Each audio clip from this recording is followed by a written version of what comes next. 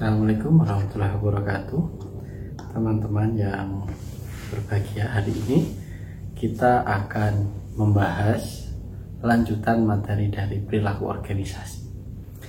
Materi hari ini yang akan kita sampaikan adalah sikap dan kepuasan. Teman-teman pasti sering bersikap. Teman-teman pasti sering merasakan pencapaian target hidup, gimana hasilnya, puas atau tidak. Nah, ini adalah suatu bentuk perilaku yang menjadi rangkaian kehidupan kita dalam sehari-hari.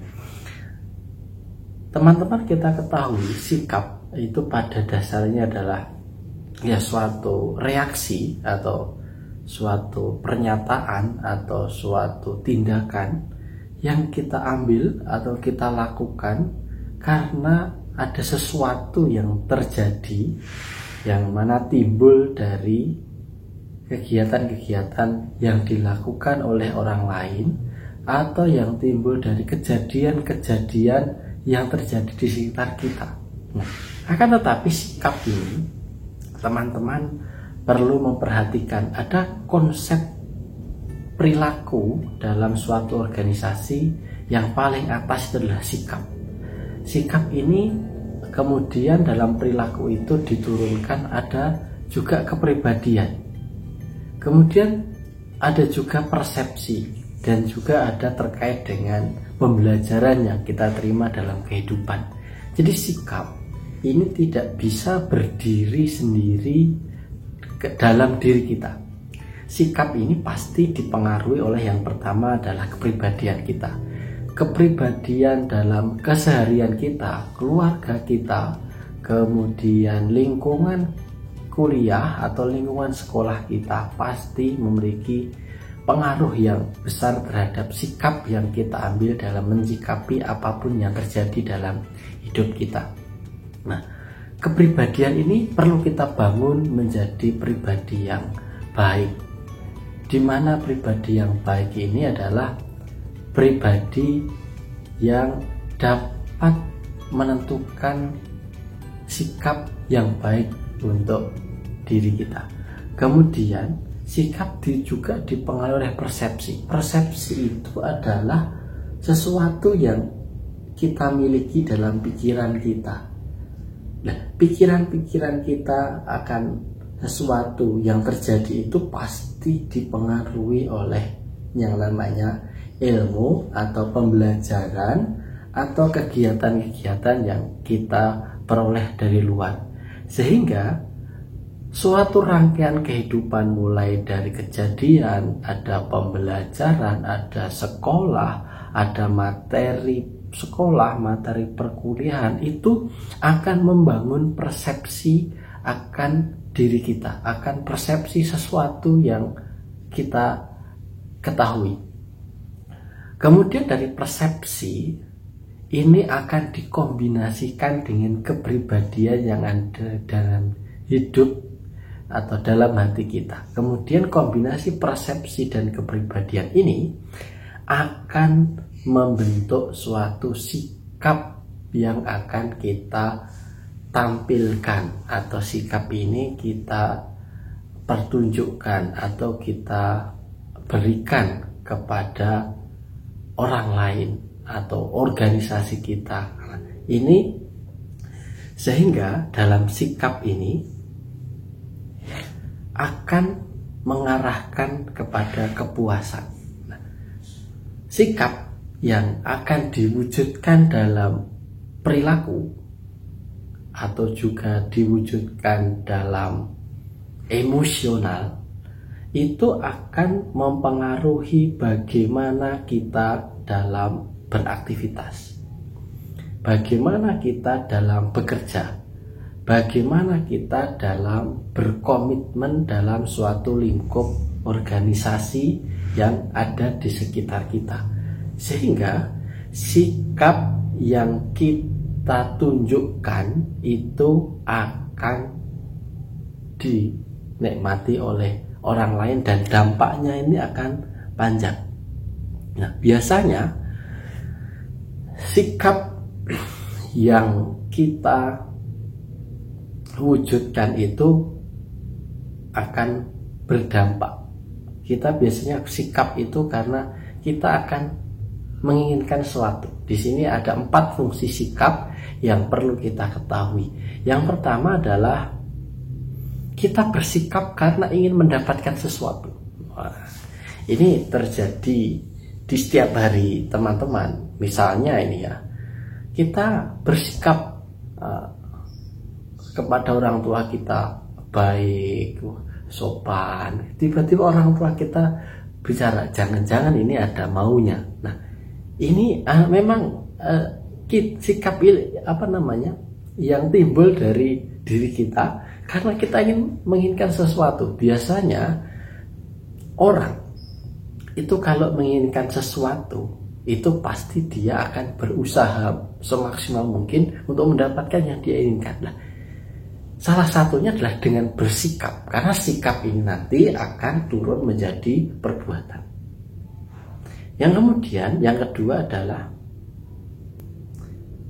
sikap itu juga berfungsi untuk menghindari situasi yang tidak kita inginkan. Nah, misalnya dalam situasi saat ini kita digentingkan dengan COVID-19, yang mana virus itu sangat mudah menular kepada siapapun kalau kita mendekati orang yang terdampak. Nah, sehingga sikap yang muncul di kehidupan kita saat ini untuk menghindari COVID-19 itu adalah suatu sikap yang karena dengan pengetahuan yang kita miliki dan dengan keadaan lingkungan yang seperti ini, muncullah sikap dalam diri kita untuk mensikapi keadaan seperti ini, sehingga banyak kita beraktivitas di rumah, kemudian lebih meningkatkan kebersihan. Nah, ini adalah sikap ya, karena fungsi sikap itu adalah menghindari situasi yang berbahaya. Kemudian yang ketiga adalah sikap yang membantu ekspresi yang positif.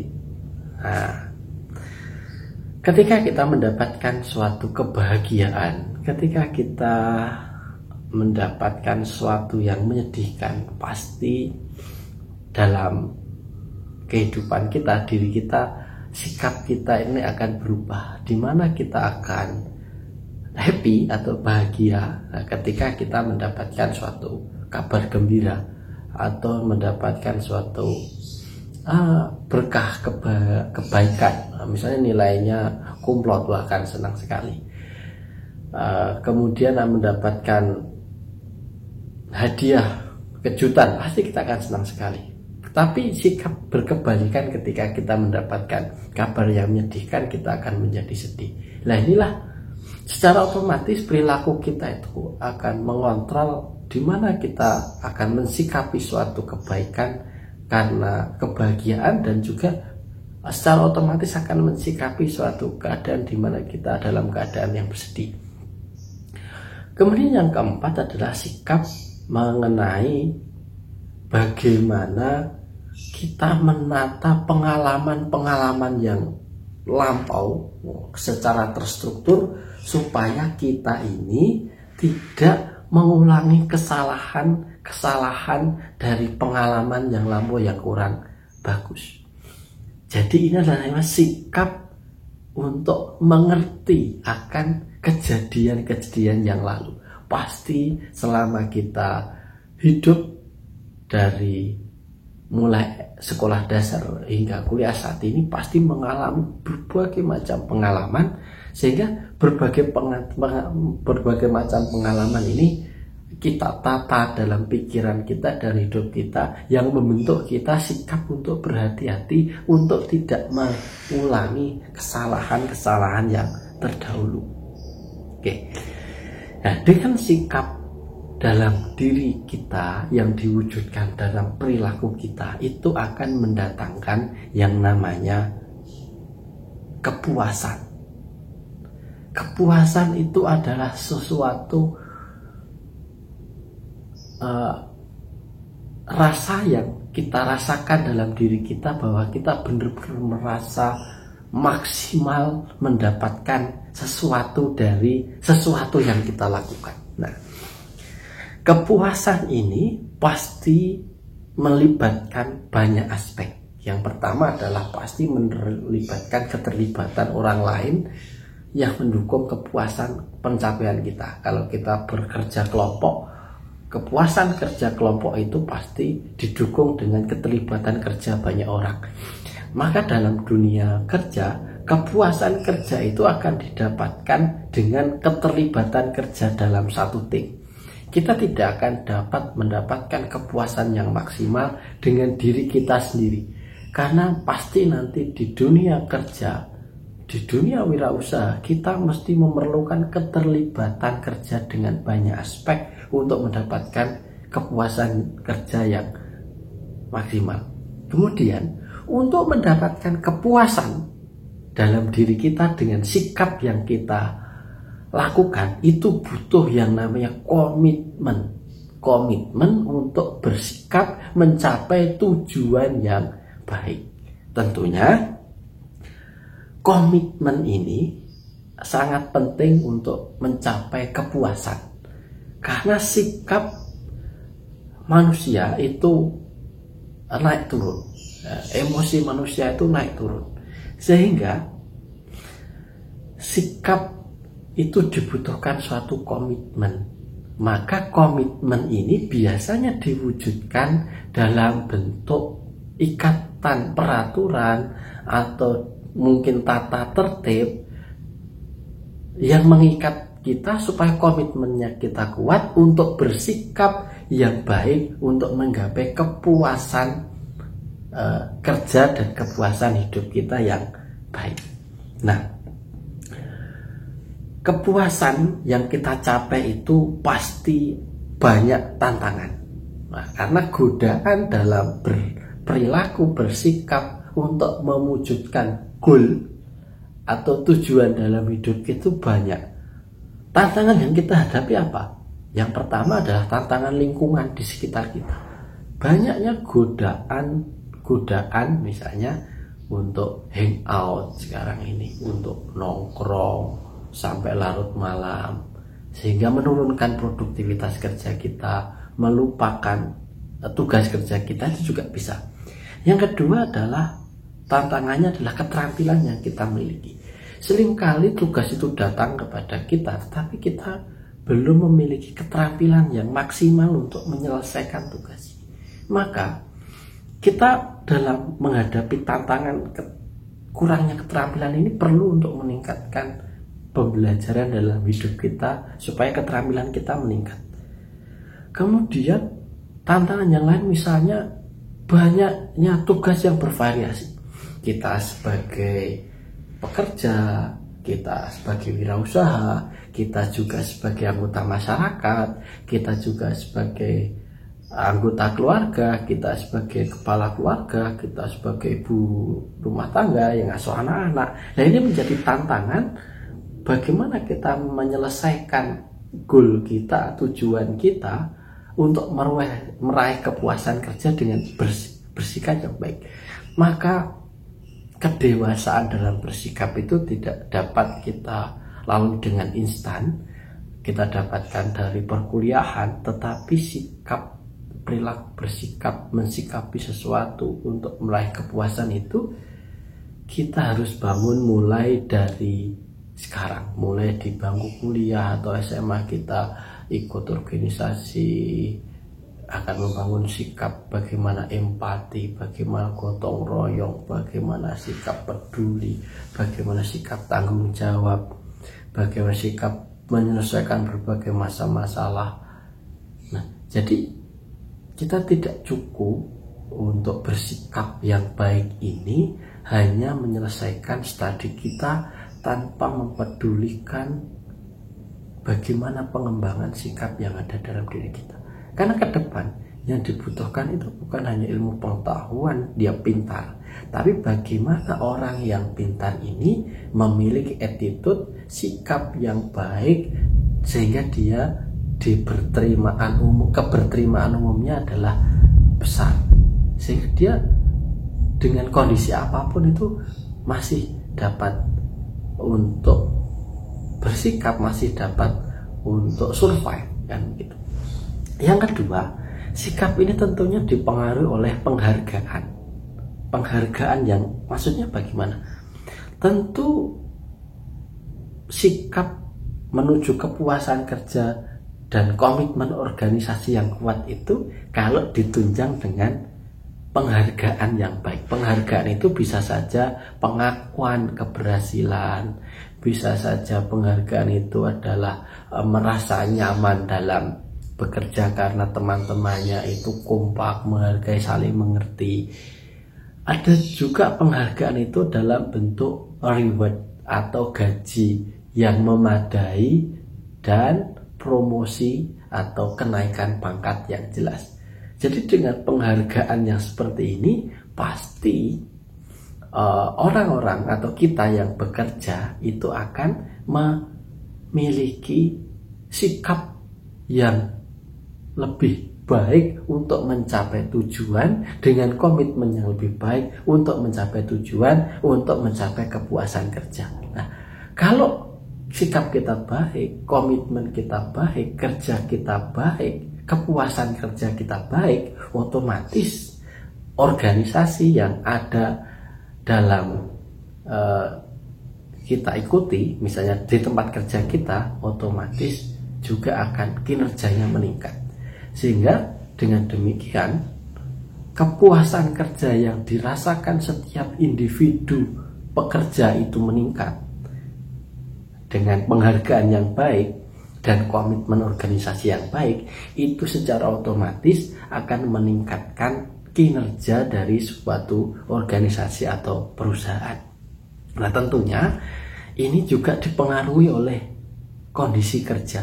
Maka bagaimana kepuasan kerja individu itu akan meningkat dan mempengaruhi kinerja perusahaan, itu juga aspek kondisi kerja kita perhatikan. Yang pertama apa? Kondisi kerja yang nyaman. Tentunya orang bekerja itu butuh nyaman. Nyaman dalam arti timnya juga nyaman, kompak.